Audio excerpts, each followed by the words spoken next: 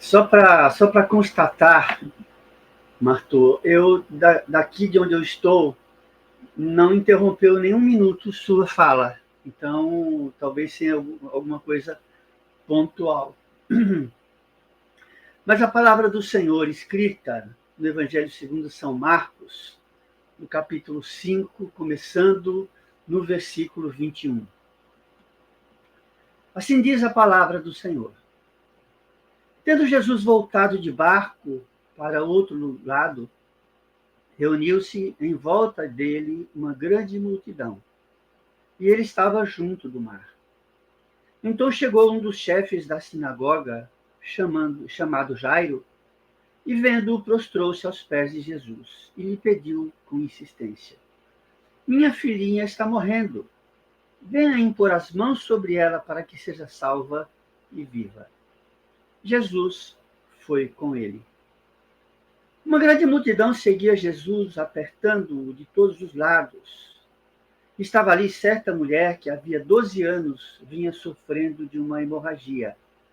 Ela havia padecido muito nas mãos dos vários médicos e gastado tudo que tinha, sem contudo melhorar da saúde. Pelo contrário, piorava cada vez mais. Tendo ouvido a fama de Jesus, a mulher chegou por detrás, no meio da multidão, tocou na capa dele, porque dizia: se eu apenas tocar na roupa dele, ficarei curada. E logo a hemorragia estancou e ela sentiu no corpo que estava curada daquele mal. Jesus, reconhecendo imediatamente que dele havia saído o poder, virando-se no meio da multidão, perguntou: quem tocou na minha roupa? Os discípulos responderam: o Senhor está vendo que a multidão o aperta e ainda pergunta: quem me tocou? Ele, porém, olhava ao redor para ver quem tinha feito aquilo. Então a mulher, amedrontada e trêmula, ciente do que lhe havia acontecido, veio, prostrou-se diante de Jesus e declarou-lhe toda a verdade. Então Jesus lhe disse: filha, a sua fé salvou você. Vá em paz e fique livre deste mal. Enquanto Jesus ainda falava, chegaram alguns da casa do chefe da sinagoga dizendo: a sua filha já morreu. Por que você ainda incomoda o mestre?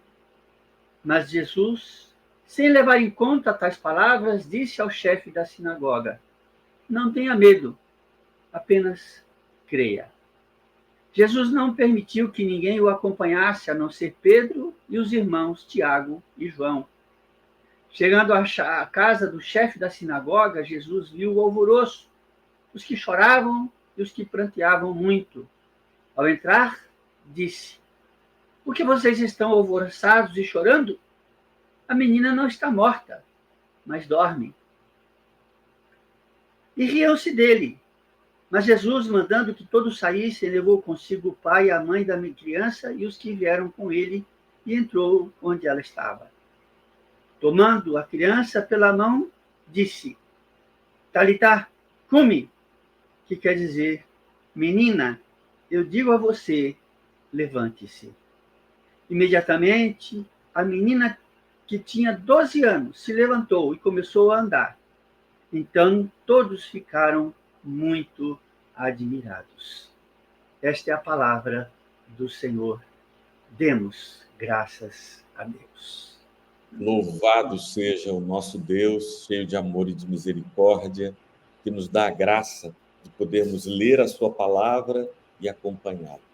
Vamos fazer uma prece pedindo ao Senhor que esteja conosco. Vou deixar Dom Filadelfo aqui comigo, do lado, porque se o meu sinal farpar, ele toca o barco aqui. A gente dupla. Mas olha, daqui pelo menos, não perdi nada do que você falou. Bom, graças a Deus, graças a Deus. Vamos fazer uma oração? Ó Deus eterno, nós te pedimos que, por misericórdia e graça, tu nos uses como instrumentos nas tuas mãos para abençoar a todos que conosco se reúnem agora. E é somente pela ação eficaz do teu Espírito Santo que podemos ter qualquer expectativa de fazer bem e abençoar as pessoas que estão conosco.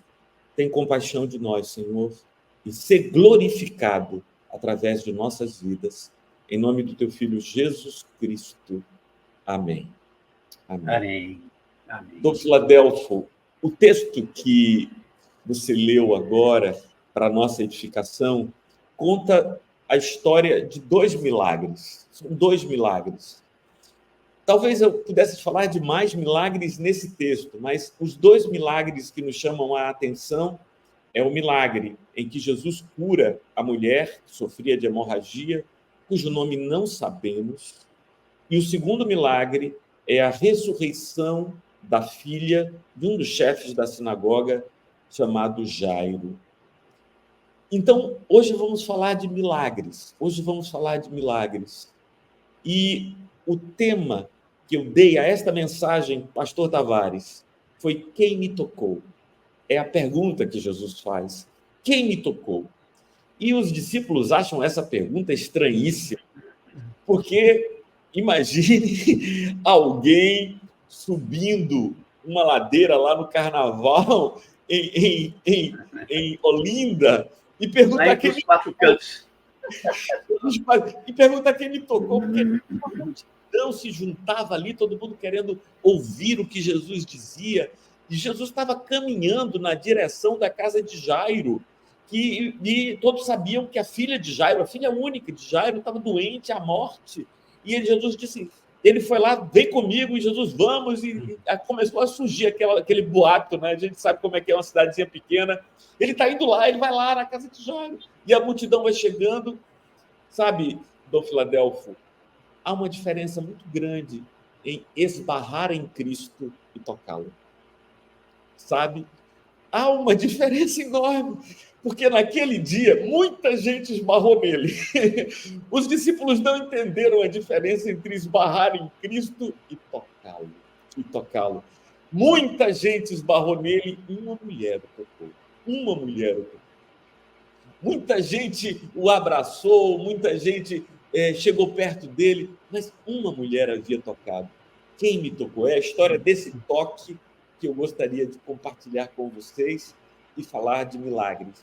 Mas, antes de falar de milagres, eu preciso enfrentar 2 objeções aos milagres que eu acho relevantes, que eu acho que a gente deve levar em consideração. E eu enfrento essas objeções à existência de milagres desses 2 pensadores, porque eu os respeito. Hélio, você lembra que Homero escreveu uma obra extraordinária? Na verdade, são 2 odes. A Ilíada, que conta a história de Ulisses saindo de sua ilha em Ítaca, por ordem de Agamenon, líder dos gregos, até Troia. E depois a Odisseia, que é a história da volta de Ulisses de Troia a Ítaca, a ilha onde ele era rei. Mas uma das coisas do Filadelfo que me chama a atenção na Ilíada, e que nós nem imaginamos como eram as guerras antigas, porque a gente tem a tendência de projetar a nossa realidade no mundo antigo. E o mundo antigo era completamente diferente. Quando a gente assiste um filme sobre a Segunda Guerra Mundial, por exemplo, a gente vê pessoas armadas dando tiro indiscriminadamente para tudo que é lado, e quem bater em quem bater está tudo certo. As guerras antigas não eram assim, meu filho. As guerras antigas eram lutadas sob a liderança de príncipes. E um príncipe só se batia com outro príncipe, porque eles estavam ali pela vitória, mas não apenas pela vitória, eles estavam ali pela glória. A glória, e não havia glória nenhuma em vencer um camponês, Dom Filadelfo, porque aqueles caras lutando com espadas, foices, que estavam ali, aqueles soldados rasos que estavam no meio da batalha, que eram homens destacados ali da cidade, a maioria deles eram camponeses. E não há glória para um príncipe em vencer um camponês. Então, dá para imaginar, por exemplo, Heitor, príncipe de Troia, cavalgando no meio da batalha e nenhum camponês o desafia.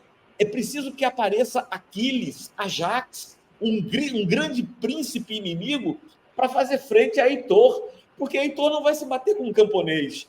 E o objetivo não é matar Heitor, é vencer Heitor, que é completamente diferente. Então, Aquiles jamais lançaria uma flecha nas costas de Heitor, porque isso mataria Heitor. Mas Aquiles não teria a glória de ter vencido Heitor, o domador de cavalos. Então, os grandes duelos que Homero conta na Ilíada, o duelo entre Agamenon e Paris, de Heitor e Aquiles, esses são os grandes duelos. Quando Ajax é ferido mortalmente, então ele passa páginas e páginas contando o duelo, porque são os príncipes se batendo. E ali a busca era a glória, a imortalidade nas histórias que passavam. Então, uma das coisas que eu aprendo, viu, Hélio, e que a gente deveria levar como uma lição para a vida, Renato, a gente não pode discutir com qualquer um. A gente não pode ficar debatendo, enfrentando qualquer inimigo, qualquer adversário. Só quem estiver à nossa altura deveria ser levado em consideração para ser respondido, para ser enfrentado. Porque muitas vezes a gente perde um tempo, uma energia enorme, pastor Tavares, enfrentando críticos cujas opiniões não têm a menor importância para nós. Mas a gente se sente ofendido no orgulho e vai lá se debater. Eu queria enfrentar duas objeções contra os milagres, e essas objeções vêm de autores que eu respeito. O primeiro que eu quero enfrentar, Dom Filadelfo, é Baruch Spinoza, também chamado de Bento de Spinoza, porque os pais dele eram portugueses. Ele nasceu na Holanda, porque os pais judeus fugiram por causa da perseguição judia em Portugal, e Baruch, que significa bendito, portanto também chamado de Bento de Spinoza, acabou nascendo na Holanda. E ele tem uma objeção aos milagres. Ele não acredita em milagres, e a objeção dele é a seguinte: enfrentemos.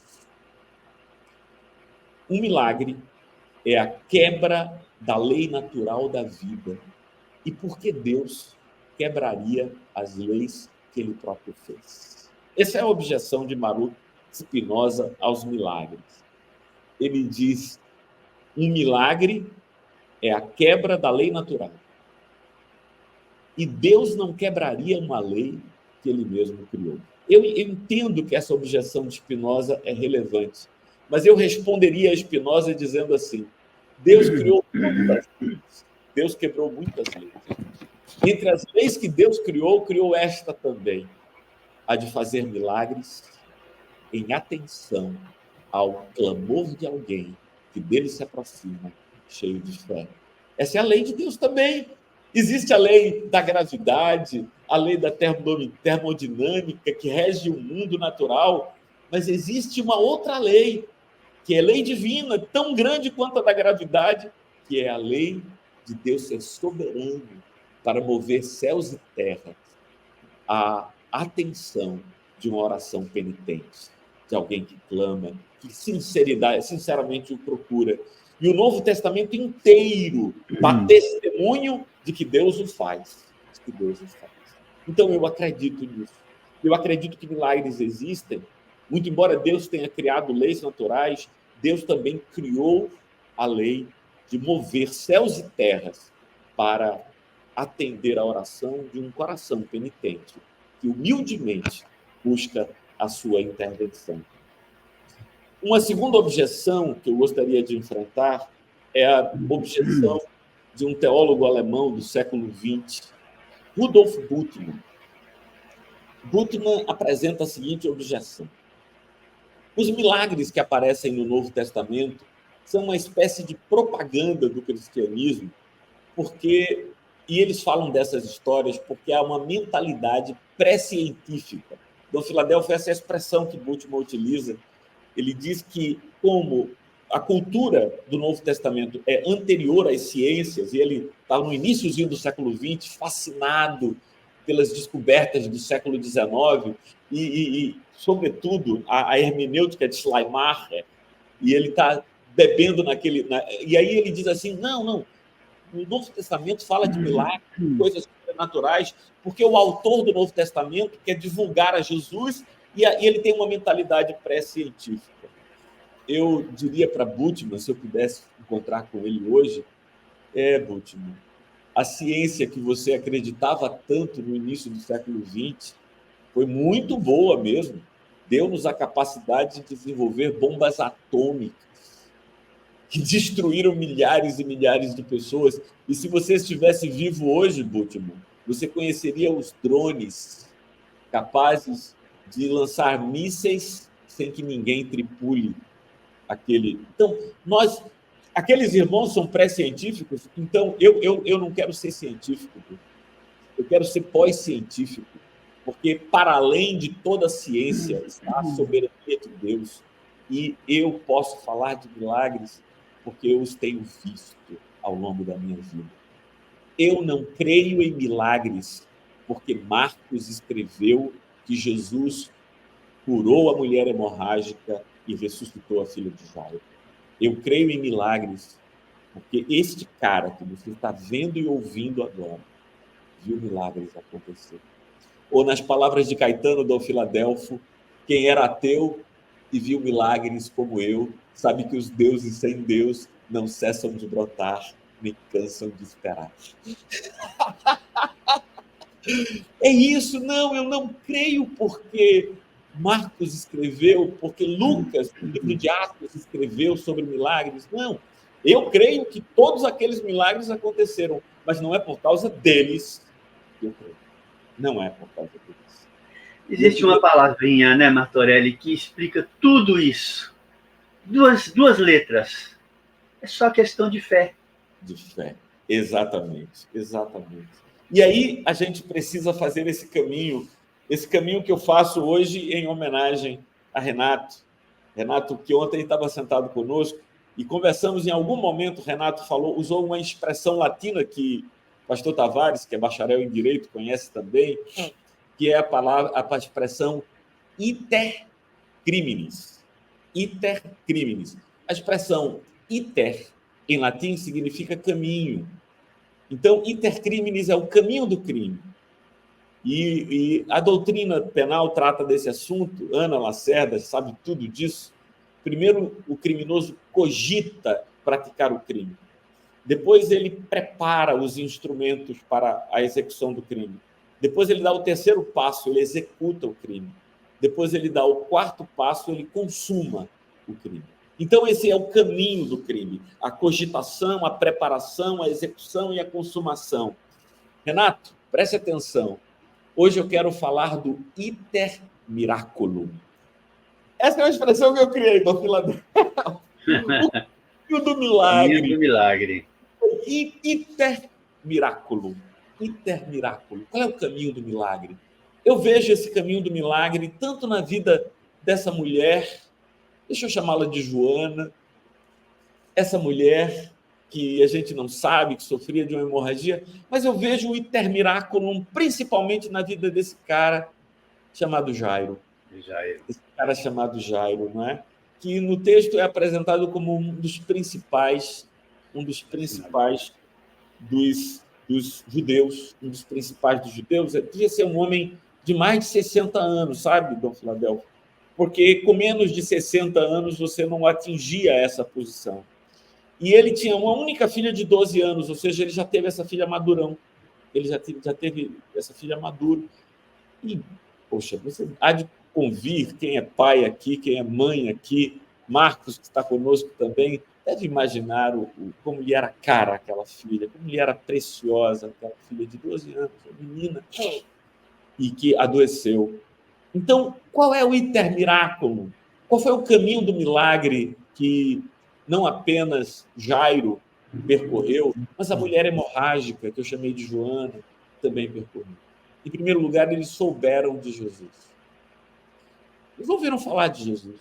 Ou talvez tenham visto Jesus ensinando, pregando, curando, libertando pessoas oprimidas. Então, o primeiro passo é saber de Jesus. Eles souberam de Jesus. Eles souberam de Jesus.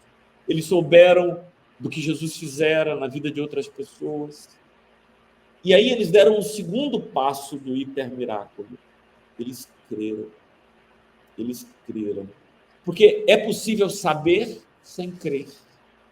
Tanto Spinoza como Bultmann souberam de Jesus, mas não creram. Mas não creram. Jesus, de algum modo, os tocou. E aí, eu vou lembrar de uma expressão que Hélio, sem dúvida, se lembra, que é uma expressão que a gente aprendeu na infância, assistindo os filmes, que é uma palavra em francês. Touché. Touché. Touché em francês significa toquei. Ora, quando dois lutadores lutam com espadas, com esgrima, o objetivo é tocar o adversário. E quando ele toca, porque o esgrimista ele não vai perfurar o outro com a esgrima, ele vai apenas tocar, ele ganha pontos se tocar. E aí, toda vez que ele tocar o adversário, ele diz toquei. Ele diz touché, toquei. Então, antes da mulher hemorrágica tocar a Jesus, Jesus tocou a mulher hemorrágica. Antes de Jairo bater na porta de Jesus, Jesus bateu na porta da vida de Jairo, porque quando Jairo soube de Jesus, de algum modo, Jesus disse, touché, toquei esse homem. Esse homem foi tocado por aquela palavra, tocado talvez a partir do desespero em que se encontrava, não é? Tocado talvez por aquela esperança que surgiu no seu coração de que Jesus pudesse fazer alguma coisa por ele, em favor de sua filha, e aquela menina, né? Aquela menina que estava agonizante nas últimas, quando Jairo saiu de casa. Quando Jairo saiu de casa à procura de Jesus. A mulher hemorrágica também foi tocada por Jesus, e ela, quando viu Jesus, disse, se eu pelo menos tocar a orla de suas vestes, tocar na sua capa, porque os judeus usavam uma túnica e por cima da túnica uma capa. Se eu tocar, não na túnica, não no corpo dele, se eu tocar na roupa mais externa que ele usa, se eu tocar a túnica, a capa, eu ficarei curada. Ela acreditou nisso e ela, tocada pela fé, tocada por esse ânimo, ela vai até Jesus. E aí vem o terceiro passo, viu, Renato? Do hipermiráculo. Eles souberam, eles creram, eles buscaram. Sim. Eles saíram de casa, eles foram atrás. É isso que Jairo faz, ele vai até onde Jesus está.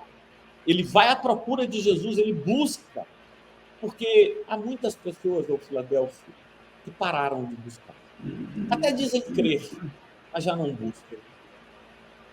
Já não acreditam a ponto de se colocarem de joelhos. Ouvi a Eugênia dizendo isso ontem, né? Como ela tem se colocado de joelhos, intercedendo pelos seus filhos, intercedendo por seus sobrinhos, se colocado de joelhos. Porque uma coisa é saber, outra coisa é crer, uma terceira coisa é buscar.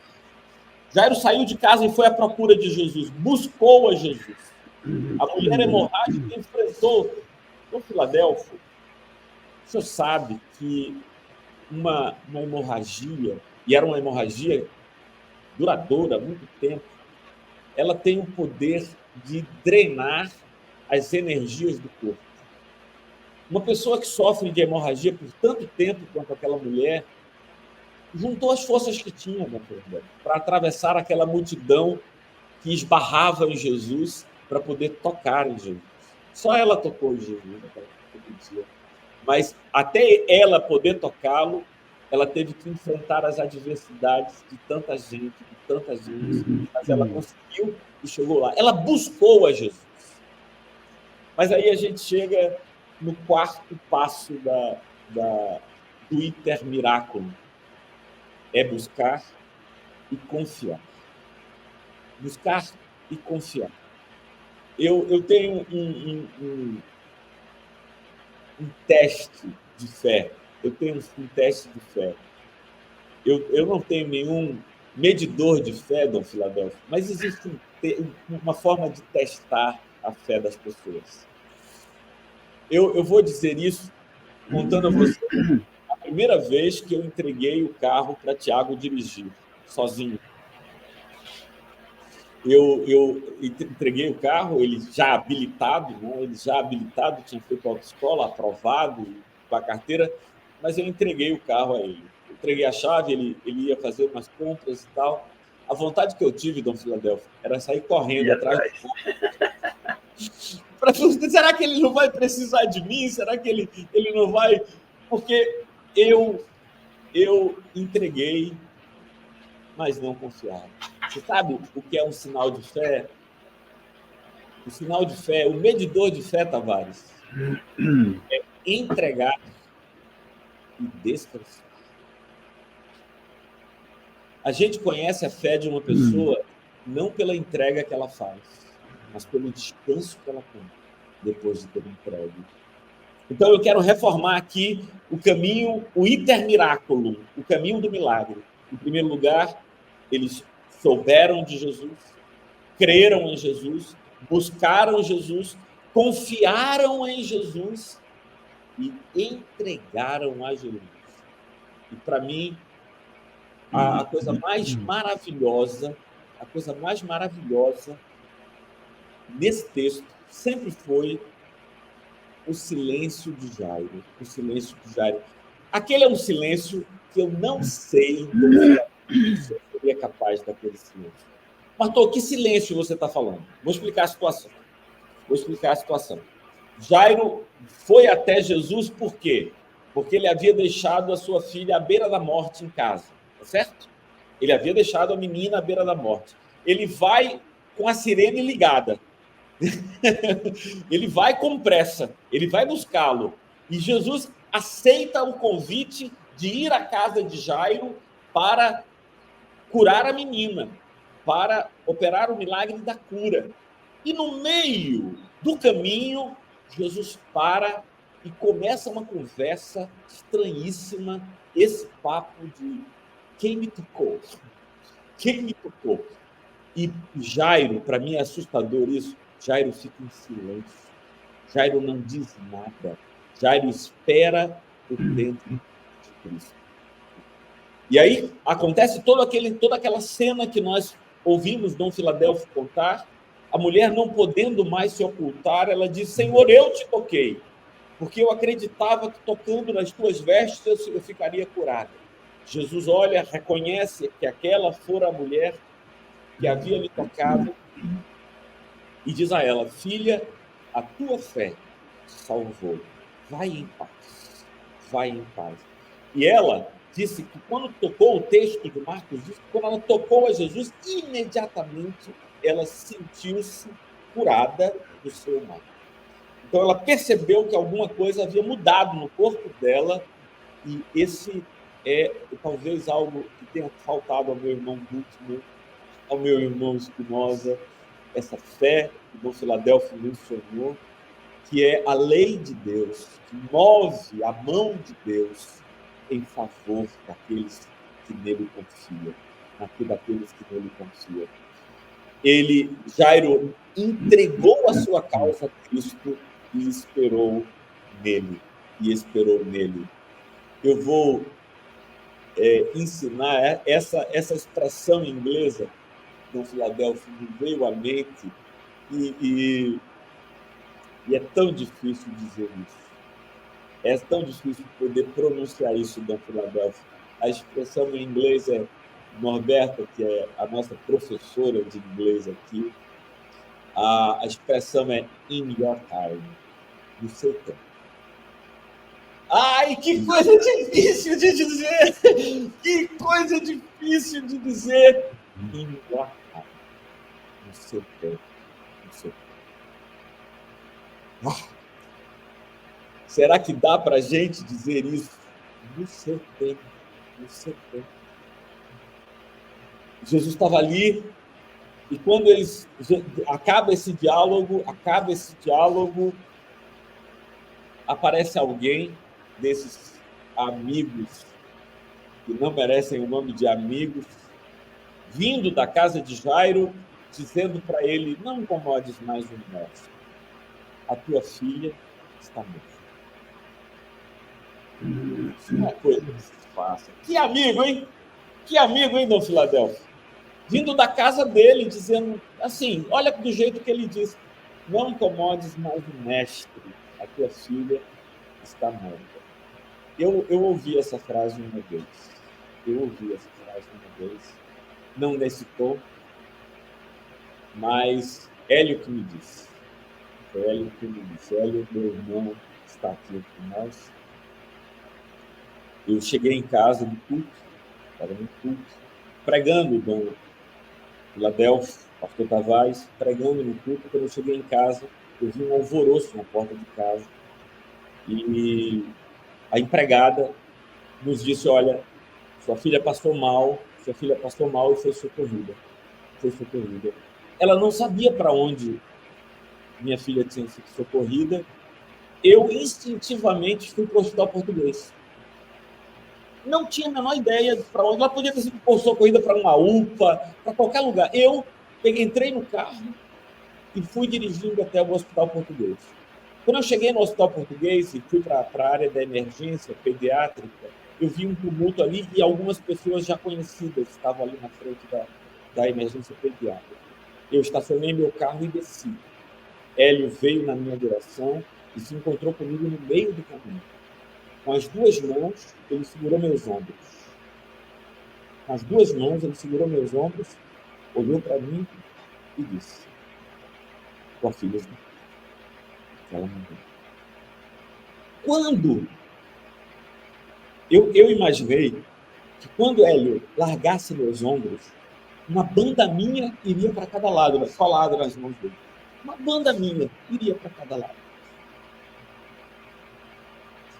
Eu não disse ainda o nome da minha filha. Essa filha que morreu. O nome da minha filha, Dom Filadélfio, tem tudo a ver com o texto de Marcos 5.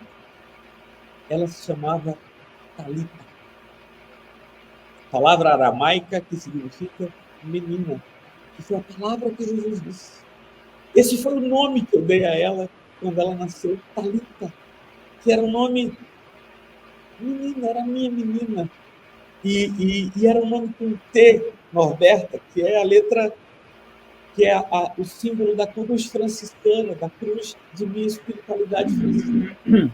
Todos os meus filhos receberam nomes com T por causa do tal, a cruz franciscana, Tiago, Talita e Tainá. Eu faço ideia do que aconteceu na alma de Jairo quando ele ouviu desse emissário vindo da casa dele esta frase: "Por que incomodas o mestre? A tua filha está morta." Jesus ouviu essa frase e disse uma outra frase a Jairo, que para mim é a frase mais bonita da Bíblia. É a frase mais bonita da Bíblia. Se você quiser guardar essa frase, se você quiser guardar um único versículo bíblico, você pode dizer: eu não conheço nenhum versículo da Bíblia. E aí eu digo: aprendi um. Marcos 5,36. Marcos 5,36. Esse é o único versículo. Jesus olhou para Jairo e disse esta frase: não tenha medo, tenha fé. Peraí. Não. Qual foi a frase que Jesus disse quando Jairo ouviu do emissário chegado da casa dele: a tua filha está morta? Jairo ouviu esta frase de Jesus: não tenha medo, tenha fé. Não tenha medo, tenha fé. E Jairo continuou acompanhando Jesus naquela marcha até a sua casa. E é isso, sabe, gente? É isso que a gente precisa. Eu acho que é nesse momento quando a gente pode dizer a Cristo: in your time, no seu tempo, e confiar e descansar e esperar no tempo de Cristo. E esperar no tempo de Cristo é que a nossa fé se aperfeiçoou. A nossa fé se aperfeiçoa quando nós esperamos no tempo de Cristo. Eu tenho certeza que o pastor Tavares está tomando nota lá na casa dele. Eu vou repetir o Iter Miraculo, os 7 passos do caminho do milagre. Primeiro, Jairo soube de Cristo, depois ele creu em Cristo, depois ele buscou a Cristo, depois ele confiou em Cristo em quarto lugar, depois ele entregou a Cristo, depois ele descansou em Cristo e, por fim, ele esperou em Cristo, no tempo de Cristo. Quando Jesus chegou na casa de Jairo, havia algumas pessoas chorando. Eu tenho para mim, do Filadélfia, não quero julgar ninguém, mas eram uns carpideiros, sabe? Daquelas pessoas que choram por ofício. Com certeza. Eram daquelas pessoas que choram por ofício, porque quando Jesus chegou lá, ele disse assim para aquelas pessoas que estavam chorando, né? Ele disse a eles não chorem, a menina não morreu, ela dorme e eu vim para despertá-la. E começaram a rir. Aquelas pessoas que estavam chorando começaram a rir de Cristo, rir de Jesus, rir de Jairo, rir da fé daquelas pessoas. E aí Jesus fez uma coisa que eu acho que a gente devia fazer também. Mandou todo mundo sair da casa. Ficaram apenas na casa Jesus, Jairo, a esposa de Jairo e 3 discípulos de Cristo, Pedro, Tiago e João. Esses 3 ficaram com Jesus, e Jesus os conhecia, e ele mandou essas pessoas, essas carpideiras, saírem de lá. E quando estavam só estes ali, na presença da menina, Jesus disse esta frase que Marcos fez questão, muito embora o Evangelho de Marcos tenha sido escrito em grego, a expressão preservada está em aramaico. Ele disse, Talita cumê, menina, levanta-te. E a menina levanta.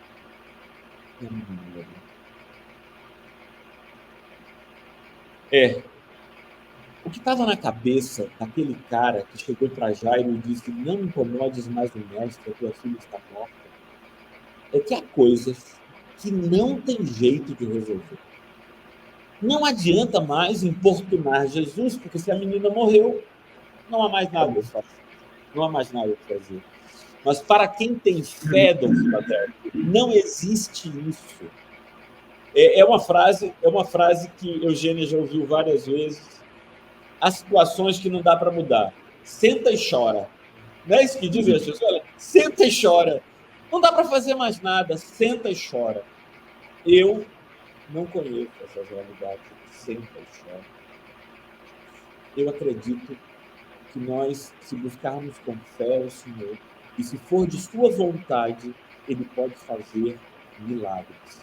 E Ele pode realizar o que para nós não é possível. Por isso, eu não vou ouvir a voz dos que dizem senta e chora. Eu vou crer e vou colocar aquilo que me é caro e importante nas mãos do meu Senhor, crendo que Ele é poderoso para mudar corações, para mudar circunstâncias, para mudar a realidade, para subverter as leis da natureza. Porque Ele é o legislador destas leis. É Ele quem constrói, é Ele quem faz as leis. Ele pode mudá-las, Ele pode alterá-las, Ele pode subvertê-las. Ele é Senhor. Ele é Senhor. Muitos irmãos nossos na Filadélfia foram mortos no Coliseu porque chamaram ele de Kyrios, de Senhor. Hoje a gente canta o Kyrie e nem sabe que muitos morreram por causa desta palavra. Muitos morreram. Diga, César é meu único Senhor. César é meu único Senhor. E os caras me diziam. Os caras diziam, Jesus em mim, Roquilhas. Jesus é o meu único Senhor. Jesus é o meu único Senhor. E Ele não é Senhor da minha vida, Ele é Senhor de tudo. De tudo. Por isso, eu preciso dizer. Se você quer dar uma de ser sofisticado, assim, que já não acredita em milagres, que acredita que tudo é respondido pelas relações de causa e efeito, explicado pelas leis da ciência, vai em paz, mano. Vai em paz, porque eu tô fora. Eu sou desses caras velhos que acreditam no poder de Deus, que acreditam que Deus é poderoso para unir orações. Deus é poderoso para olhar um coração que depende dele, sendo de sua vontade, ele pode realizar milagres. No seu tempo, no tempo dele, ele pode realizar milagres. Eu queria convidar todo mundo para orar. Marcos Valério está conosco aqui, lá de Caruaru. Louvado seja Deus. Vamos orar, Marcos. Deus é poderoso para agir na tua vida também. Deus é poderoso. E eu respeito as pessoas que não acreditam. Eu respeito as pessoas que não acreditam. Eu acho que elas têm o direito de não acreditar. Eu é que não tenho direito de não acreditar, sabe, Montenegro? Porque depois de tudo que eu vi, eu perdi esse direito. Depois de tudo que eu vivi, depois de tudo que eu experimentei ao longo de minha vida, eu não tenho mais o direito de não crer. Não tenho o direito de não crer. O que eu vi na vida de minha família, na vida de meus irmãos, na vida de meus filhos, na vida de meus pais. Talvez a gente pudesse contar as nossas vidas de milagre em milagre. De milagre em milagre. E aí eu termino da Filadélfia com aquele hino estranho que a gente aprendeu quando era criança e só entendeu depois que foi adulto, né, Filadélfia? A gente aprendeu, eu e você aprendemos quando éramos crianças, mas nunca entendemos. Cantamos centenas de vezes sem entender o que dizia. Se da vida as vagas procelosas são, se com desalento, tudo vão, quantas muitas vezes, diz e verás quanto Deus fez. Então, meu amigo, Renato, mano, Aninha, olha, tem vaga que é vaga, porque vaga, a gente não entendia isso quando era criança. Vaga é onda, mas não é onda qualquer, não. É onda grande. É onda daquela que derruba. É onda que derruba, sabe? Tipo aquelas lá de Portugal, onde o pessoal vai surfar, ondas de 20 metros de altura. E eu não sei quem já passou por isso. Valmir, não sei se você já passou por essa, que é você tenta ficar de pé e vem outra. Você fica tentando de pé, pau, e você não consegue se aprumar. É caldo o tempo todo. Caldo o tempo todo. E é isso que a canção diz. Se da vida as vagas procelosas. E aí, essa é a primeira situação da canção, sabe, meu Filadélfia? É quando as ondas vão dando caldo na gente. E a outra situação da canção é outra canção. É uma outra situação, que é a situação assim, Valmir. Nada vale a pena. Você julga tudo sem valor. Tudo é vão. Se da vida as vagas procelosas são, se da vida tu julgas tudo vão, e aí o poeta nos convida. Tavares, você lembra dessa, né? Quantas muitas bênçãos. Vai, para aí, conta. Dize, quantas são? Contas de uma vez, todas de uma vez. E verás surpreso o quanto Deus já fez. Deixa eu te dizer o quanto Deus já fez. O quanto Deus já fez. E Ele é poderoso para fazer, Ricardo. Ele é poderoso para fazer muito mais. A impressão que dá, Martor, é que muitas vezes os cristãos têm memória curta ou memória seletiva e nunca param para pensar quantas vezes foi abençoado, quantas vezes teve a ação de Deus na sua vida e simplesmente se esquecem. Mas no momento em que estão na aflição novamente, aí vão buscar novamente o Senhor. Só quando sentem dor é que vão à presença do Senhor buscá-lo. Pois é, mano, pois é. E às vezes também a gente vive como o drama uma coisa que não se tem muito hoje em dia, mas eu cresci nesse tempo e Então, Filadélfia também cresceu nesse tempo, de lençóis secando ao vento no varal. Lençóis brancos secando ao vento no varal. E aí pousa, suponhamos, uma mosca, uma abelha, no lençol branco, e a gente só consegue ver a mosca e a abelha. O lençol é enorme, mas o nosso olhar só percebe aquele ponto negro no meio da visão.